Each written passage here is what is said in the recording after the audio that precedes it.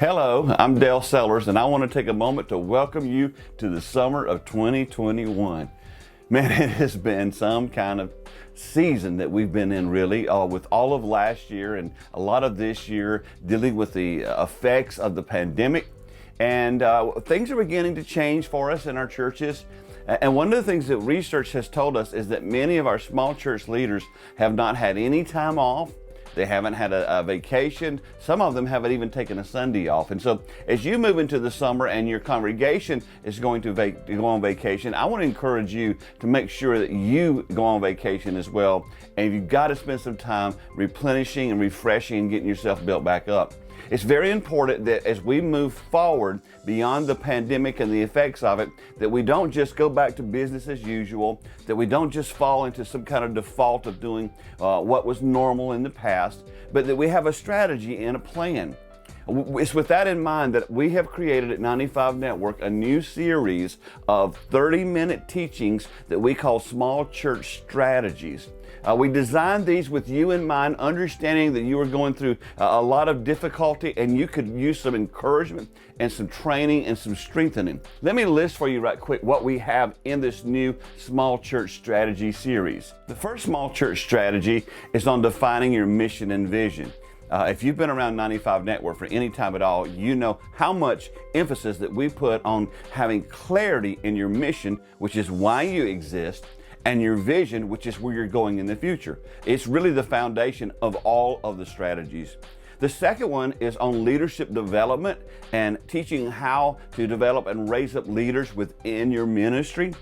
We spent some time in the third small church strategy talking about how to have a clear discipleship pathway and how to define what your next steps are in your ministry. Our fourth one is on internal and external communications. Especially today, communications is so important. And then the fifth one is on creating a healthy volunteer culture. We've also included some new topics in small church strategies. There's one on becoming a hybrid church. Another one that we talk about vision, and we ask this question: what would you do if you knew you couldn't fail? I also did one on preaching to equip, which helps us to analyze the results of our preaching to make sure that our preaching is equipping people for service. One of my favorite small church strategies is a lesson that I have done for many years called the handoff.